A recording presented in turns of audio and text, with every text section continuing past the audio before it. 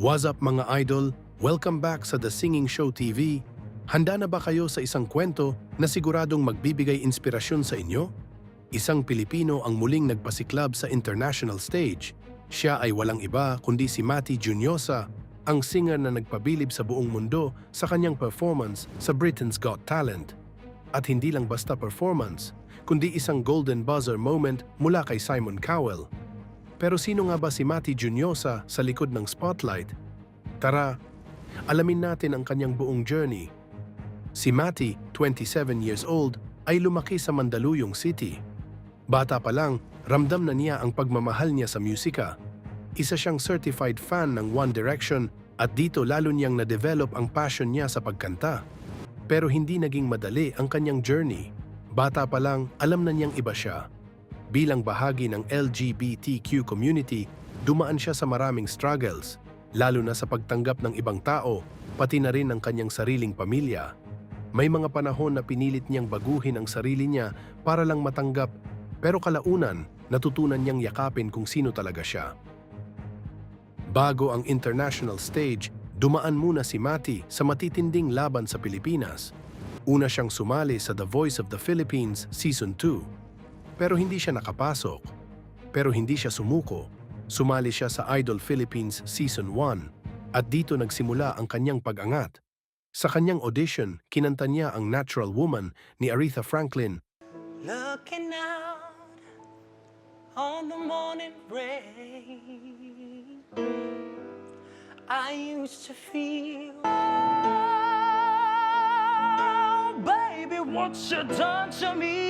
What you done to me, Mr. James Reed, yes. You're the key to my peace of mind. You make me feel like a natural.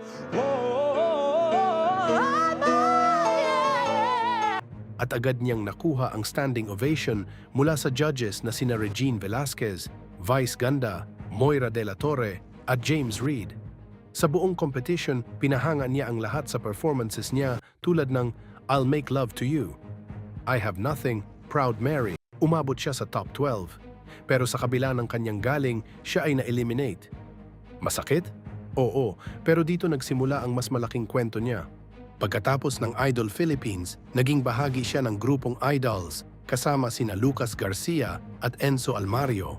Naglabas sila ng mga original songs tulad ng Kapangyarihan, isang awit na nagbibigay lakas, lalo na sa LGBTQ community. Sumali rin sila sa Your Face Sounds Familiar at nanalo pa sa isang linggo ng competition.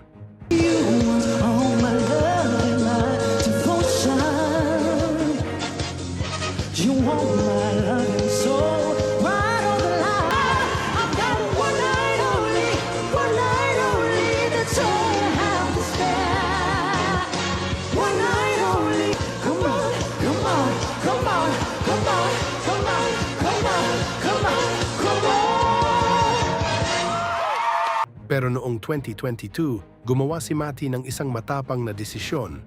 Lumipad papuntang United Kingdom para mag-aral ng musical theatre sa Royal Conservatoire of Scotland. Habang nasa abroad, nagtatrabaho siya bilang waiter habang hinahabol ang kanyang pangarap. At hindi nagtagal, naging theatre actor siya sa mga shows tulad ng Kinky Boots at The Hunchback of Notre Dame. Dito natin makikita, hindi siya tumigil sa pag-abot ng kanyang pangarap. At dumating na ang pinakamalaking pagkakataon, ang Britain's Got Talent. Sa kanyang audition, isang masayahing Matty Juniosa ang humarap sa mga judges. At kinanta niya ang Purple Rain ni Prince. Never meant to cause you any sorrow. Honey, I know times are changing.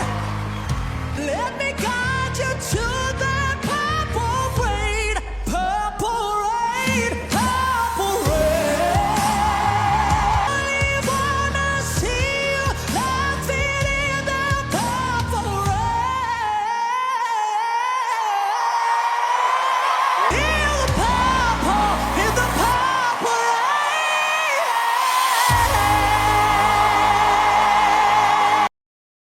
Habang kumakanta siya, ramdam ng lahat ang emosyon. Hindi lang ito basta performance, ito ay kwento ng kanyang buhay, ang sakit, ang laban, at ang pangarap. At pagkatapos, boom! Pinindot ni Simon Cowell ang golden buzzer. Umuulan ng confetti, sumisigaw ang audience, at isang Pilipino na naman ang nagbigay karangalan sa mundo. Ang kwento ni Mati Juniosa ay patunay na hindi hadlang ang kabiguan, hindi hadlang ang pinanggalingan, at lalong hindi hadlang ang pagiging totoo sa sarili. Minsan, ang rejection ay hindi katapusan, kundi simula ng mas malaking tagumpay. Mga kasinging show TV, kung na-inspire kayo sa kwento ni Mati, huwag kalimutang mag-like, share, at subscribe.